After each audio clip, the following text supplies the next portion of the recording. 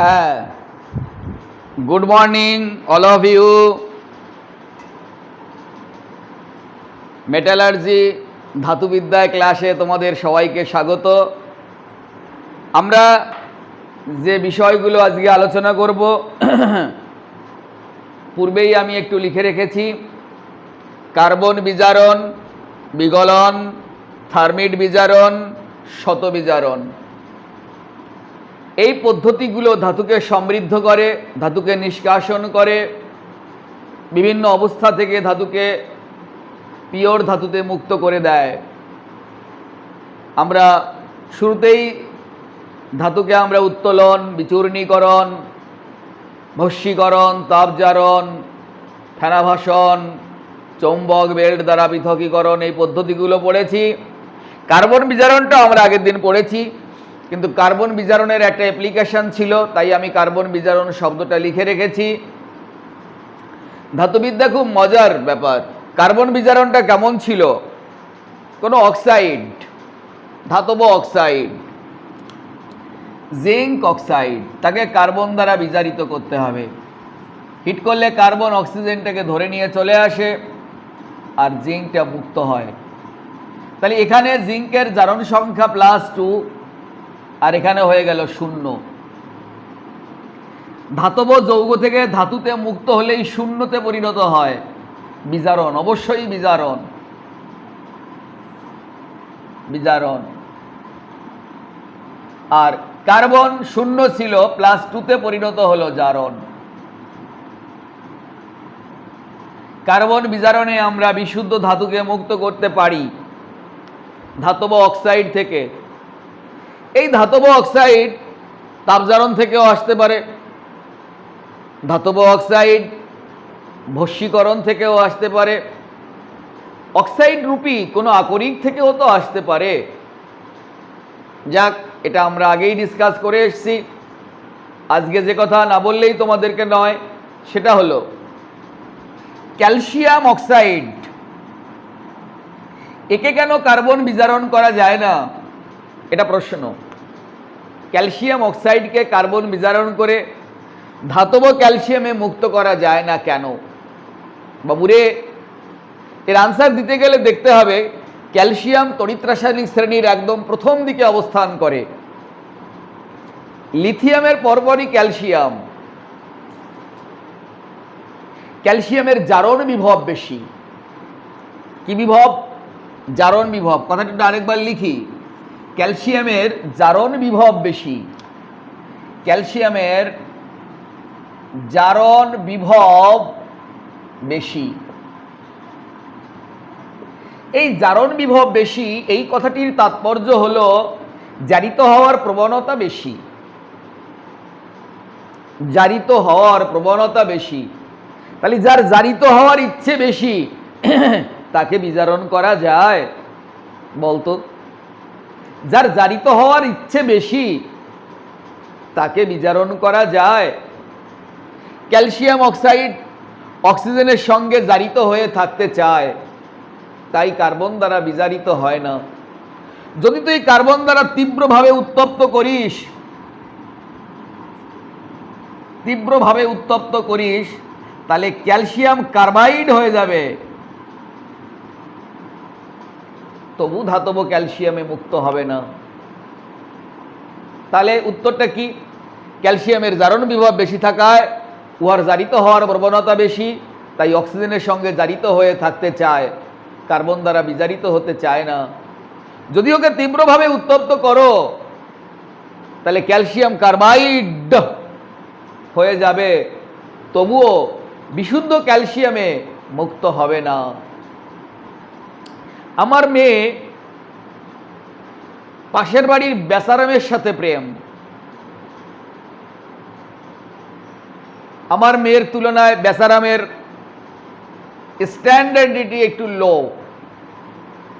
তাই আমি আর আমার মেয়ের মা, মানে আমার ওয়াইফ, দুজনে মিলে বুঝিয়েছি। কিন্তু আমার মেয়ের তো বেচারামের সাথে মন মজিছে। আমরা ভালো ছেলে দেখেছি, ভালো স্ট্যান্ডার্ড ছেলে, দেখতে ভালো, ভালো আয় ইনকাম করে, সেই ছেলের সাথে তো আমার মেয়ের মন মজেনি, মন মজেছে বেচারামের সাথে। আমরা একদিন ওকে প্রেশার দিয়ে গায়ে হাত তুললাম, দেখা গেল আমার মেয়ে অ্যাবনর্মাল হয়ে গেল অথবা সুইসাইড করে ফেললো, তবু আমাদের পছন্দের দেওয়া ছেলের গলায় মালা দেয়নি, কারণ আমার মেয়ের মন মজিছে বেচারামের সাথে। ক্যালসিয়ামের মন মজিছে অক্সিজেনের সাথে থাকার, ওর জারণ বিভব বেশি, তাই ওকে কার্বন দ্বারা বিজারিত করা যায় না। এখানে ক্যালসিয়াম দিয়ে আমি শিখিয়ে দিলাম, পরীক্ষক অ্যালুমিনিয়াম দিয়ে আসতে পারে, যা দিয়েই আসুক তো একই বলবি, জারণ বিভব বেশি, জারিত হওয়ার প্রবণতা বেশি, না অন্য কিছু বলবি না, এই কথাগুলোই বলবি।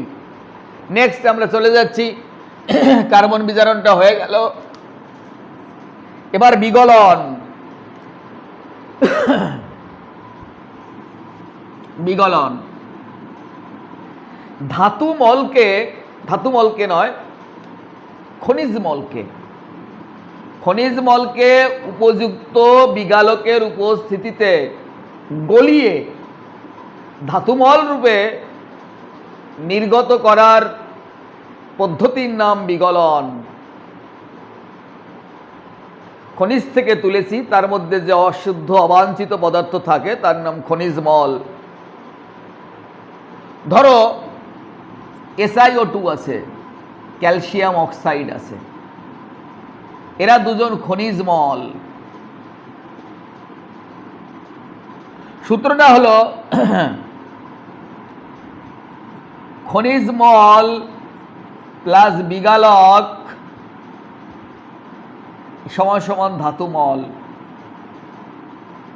খনিজ মলটা প্রাকৃতিক সৃষ্ট, ধাতু মলটা আমরা বিগালকের সাহায্যে বানালাম। খনিজ মলটা প্রাকৃতিক সৃষ্ট আর ধাতু মলটা আমরা বানালাম। এটা খনিগর্ভে তৈরি হয়, এটা ল্যাবরেটরিতে তৈরি হয়। এটা কঠিন হতে পারে, এটা তো গলিয়ে আমরা মানে গলানো অবস্থায় পেয়েছি, এটাকে কঠিন নয়। দু প্রকারের লিখেছি, অধাতুর অক্সাইড মানে আম্লিক, ধাতব অক্সাইড মানে ক্ষারকীয়। এটা যদি মিডিয়ামে থাকে খনিজমল রূপে, আমরা বাইরে থেকে ক্যালসিয়াম অক্সাইড পাঠাবো, হয়ে যাবে ক্যালসিয়াম সিলিকেট। এটা খনিজমল, তখন এটা বিগালক, এটা ধাতুমল। এটা যদি মিডিয়ামে থাকে আমরা সিলিকা পাঠাবো, উৎপন্ন হবে ক্যালসিয়াম সিলিকেট। এটা খনিজমল, এটা বিগালক, এটা ধাতুমল। তাহলে আম্লিক যদি খনিজমল হয়, বিগালক নিতে হবে ক্ষারকীয়। ক্ষারকীয় যদি খনিজমল হয়, বিগালক নিতে হবে আম্লিক। যেটা থাকবে তার বিপরীত দিক নিতে হবে। আমার একটা ছেলে জন্মিছে, পরিণত বয়সে আমি একটা মেয়ের বাবা দ্বারস্থ হতে হবে। আবার যার মেয়ে জন্মিছে তার পরিণত বয়সে একটা ছেলের বাবা দ্বারস্থ হতে হবে। দিস ইজ কেমিস্ট্রি, দিল সে ফিল করো। তার মানে আমরা বিগালকও দু প্রকার, আম্লিক ক্ষারকীয়, খনিজমলও দু প্রকার, আম্লিক ক্ষারকীয়। আম্লিক যদি বিগালক হয়, খনিজমল হবে ক্ষারকীয়, আর এটা হবে প্রশম। তার মানে খনিজমল আম্লিক হতে পারে, ক্ষারকীয় হতে পারে, ধাতুমল অলওয়েজ প্রশম। মিক্সার করে হয়েছে তো। এই হচ্ছে খনিজমল আর ধাতুমলের মধ্যে পার্থক্য। যদি ওরা পরীক্ষার হলে তাপজারণ বশীকরণ পার্থক্যটা এড়িয়ে যায়, তাহলে এটা আসার সম্ভাবনা থাকে। পার্থক্য লেখো, ধাতুমল, খনিজমল। খনিজমল দিয়ে ধাতুমল বানানো হয়, ধাতুমল দিয়ে কখনো খনিজমল বানানো হয় না। প্রকৃত গর্ভে সৃষ্ট হয় খনিজমল, আমরা বাইরে থেকে বিগালক প্রোভাইড করি।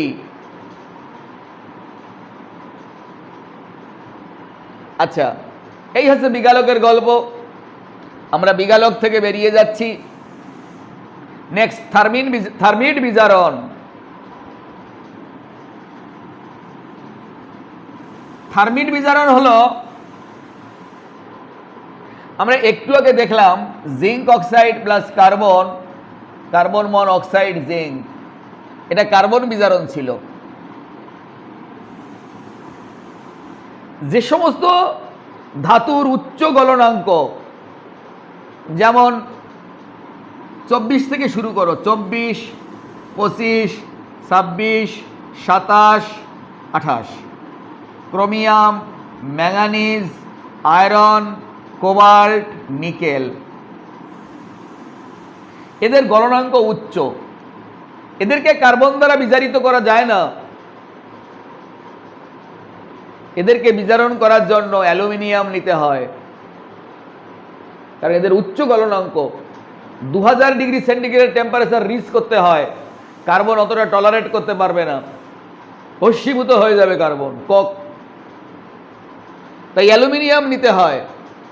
আর ব্যাপারটা সেম, আগের বার কার্বন নিয়েছিলি, সেম রিয়াকশন, দেখ ভালো করে। এটা Fe2O3 plus aluminium Al2O3 plus Fe, balance করো। Fe দুটো আছে, তাই দুটো। তার মানে এখানে +3 ছিল, 0, 0 থেকে +3, তার মানে প্লাস এখানে বিজারণ হয়েছে, এখানে জারণ হয়েছে। দেখো তো সেম রিঅ্যাকশন কিনা দুটোই। এখানে ধাতব অক্সাইড, এখানে ধাতব অক্সাইড, শুধু এখানে কার্বন ছিল, এখানে অ্যালুমিনিয়াম। একে হাই টেম্পারেচার লাগে। এই হাই টেম্পারেচার রিচ করার জন্য কিছু জিনিসপত্র আমাদের নিতে হয়। KClO3, potassium chloride, barium peroxide, BaO2, barium peroxide, এগুলো নিতে হয়। ম্যাগনেসিয়াম ফিতার সাহায্যে অগ্নি সংযোগ করলে টেম্পারেচার 2000 ডিগ্রি সেন্টিগ্রেড হয়ে যায়, তারপরে এই রিয়াকশানটা প্রসিড হয়। এটা মাটির রেটর্ড, রেটর্ড মানে এক ধরনের চুল্লি। রেটর্ড মানে এক ধরনের মাটির রেটর্ডের মধ্যে এইগুলো নিয়ে ম্যাগনেসিয়াম ফিতার সাহায্যে অগ্নি সংযোগ করলে 2000 ডিগ্রি সেন্টিগ্রেড টেম্পারেচার রিচ করে যায়। ফলে এই সমস্ত ধাতুর অক্সাইড Fe2O3 হতে পারে, ক্রোমিয়াম অক্সাইড হতে পারে, কোবাল্ট অক্সাইড হতে পারে, নিকেল অক্সাইড হতে পারে, এরা বিজারিত হয়। ওয়েল্ডিং, বড় বড় ঝালাই, রেল লাইনের পাত কোথাও ফেটে গেলে এই থার্মিট বিজারণ দ্বারা ঝালাই করতে হয়। কারণ ওটা রেল লাইনের পাত মানে কি, কতটা ঘাত সহ্য করতে হয়, এটা রেলগাড়ি যখন যায় তখন এই ধরনের ঝালাই দরকার। খাপা, উড়োজাহাজ, উড়োপ্লেন, জাহাজ, ডুবোজাহাজ, এই বড় বড় ঝালাই কার্যে থার্মিট পদ্ধতি বা থার্মিট বিজারণ এটা গুরুত্বপূর্ণ হয়ে যায়। এর মধ্যে সামথিং অনুপাতে, বোধহয় 3:1 অনুপাতে অ্যালুমিনিয়াম মানে Al2O3 আর আয়রনের মিক্সারকে বলা হয় থার্মিট মিক্সার। এটা MCQতে আসতে পারে যে কত অনুপাতের মিক্সারকে থার্মিট মিক্সার বলে। 3:1 মাথায় রাখতে হবে। উল্টে যেতে পারে, কোনটা 3 কোনটা 1, এটা দেখে নিবি ভালো করে, লেখা আছে তো। না লেখা থাকলে আমাকে বলবি, আমি আবার লিখে দেবো, অথবা বই খুঁজলেও পেয়ে যাবি যেখানে থার্মিট বিজারণ কথাটা আছে, সেখানে কত মিক্সার হলে। তুই অনুপাত পড়ে গেছিস, পরীক্ষক পার্সেন্টেজ দিয়ে দিয়েছে, তাহলে 75-25 হবে তো, না কি কত হবে? ও 33, 3:1, না 75ই তো হবে পার্সেন্টেজে করলে। যতটুকু পড়ালাম আরেকবার বলছি। প্রথমে কার্বন বিজারণ, ধাতব অক্সাইডকে কোক দ্বারা উত্তপ্ত করলে ধাতু মুক্ত হয়, এটা এক ধরনের বিজারণ। একে ক্যালসিয়াম অক্সাইড এই বিজারণে পার্টিসিপেট করে না, মানে করলেও ক্যালসিয়াম মুক্ত হয় না, অ্যালুমিনিয়ামও করে না, কারণ ওদের জারণ বিভবের মান বেশি, জারিত হওয়ার প্রবণতা বেশি, তাই কার্বন দ্বারা বিজারিত হয় না। তারপরে বিগলন, খনিজ মল যারা খনিগর্ভে থাকে তাদেরকে বিগালকের সাহায্যে গলিয়ে ধাতু মলে কনভার্ট করলে সেই পদ্ধতির নামটা হলো বিগলন। খনিজ মল যদি আম্লিক হয়, বাইরে থেকে ক্ষারকীয় বিগলক পাঠাতে হবে। খনিজ মল যদি ক্ষারকীয় হয়, বাইরে থেকে আম্লিক পাঠাতে হবে, আর আম্লিক হলে ক্ষারকীয় পাঠাতে হবে। উল্টো, এত কিছু বোঝার নেই, এত কঠিনও না। পার্থক্য লেখো খনিজ মল ধাতুমল। খনিজ মল খনিগর্ভে, ধাতুমল পরীক্ষাগারে। খনিজ মল প্রাকৃতিক সৃষ্টি, প্রকৃত সৃষ্টি। ধাতুমল আমরা অনমেড। খনিজ মল কঠিন হতে পারে, ধাতুমল গলিত। ধাতুমল প্রশম, খনিজ মল আম্লিক অথবা ক্ষারকীয়। খনিজ মল অক্সাইড, ধাতুমল লবণ। কারণ ওর সঙ্গে যে বিগালক যুক্ত হয়েছে লবণ হয়ে গেছে, এত পার্থক্য। আমরা তারপরে পড়লাম থার্মিট বিজারণ। যে সমস্ত ধাতু উচ্চ গলনাঙ্ক হয়, 24 থেকে শুরু, atomic number 24, chromium, iron, manganese, cobalt, nickel, এদের অক্সাইডকে অ্যালুমিনিয়াম সহযোগে একটা মাটির রেটটের মধ্যে এনে একে একে পটাশিয়াম ক্লোরাইড, বেরিয়াম পারঅক্সাইড দিলে পরে বিজারণ ক্রিয়া সম্পন্ন হয়। অ্যালুমিনিয়ামটা অক্সাইড হয়ে যায় আর ধাতুটা এর থেকে বেরিয়ে পড়ে, গলে যায়, ঝালাই। এটা থার্মিট। ভাঙা রেলের পথ জোড়া লাগাতে উড়োজাহাজ, উড়োপ্লেন, আরও ডুবোজাহাজ ইত্যাদিকে ঝালাই করতে ব্যবহৃত হয় থার্মিট পদ্ধতি।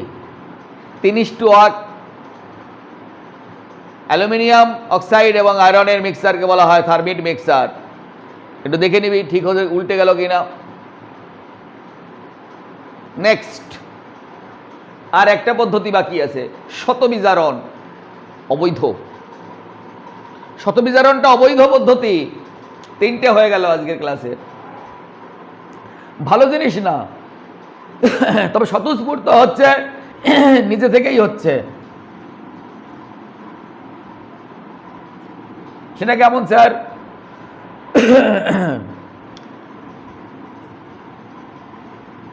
Cu2s, oxygen, Cu2O plus sulphur dioxide, SO2,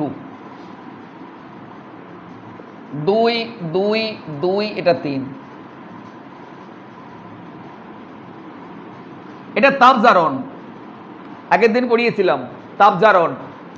তাপজারণের sulphide জাতীয় আকরিককে অক্সিজেন সহযোগে দহন করলে ধাতব অক্সাইড উৎপন্ন হয়। তাপজারণ। তাপজারণ হচ্ছে হচ্ছে পুরোটা কেন হয়নি, অল্প একটু হয়েছে। সঙ্গে সঙ্গে এই যে উৎপন্ন করেছিল, একে বিজারণ করে ছেড়ে দিয়েছে। কি অবস্থা, কি হলো? এই Cu2s, Cu2O, 6Cu plus sulphur dioxide,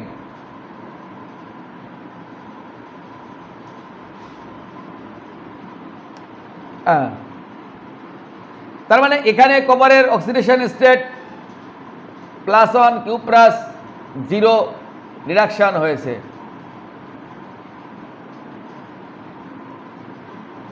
তাহলে এটা রিডিউসড হবে Cu2s। আচ্ছা, আর অক্সিডেশনটা কি হলো? এখানেই হচ্ছে,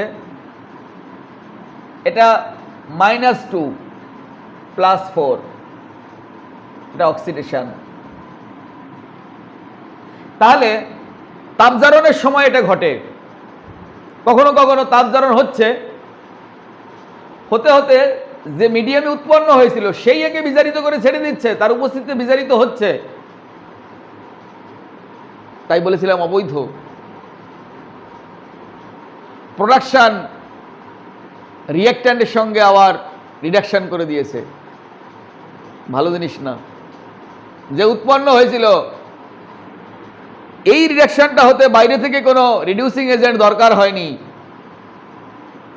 তাই এটার নাম শতবিজারণ। কেউ বিজারণ করেনি, নিজ থেকেই হয়ে গেছে, বাইরে থেকে কোনো বিজারক দরকার হয়নি।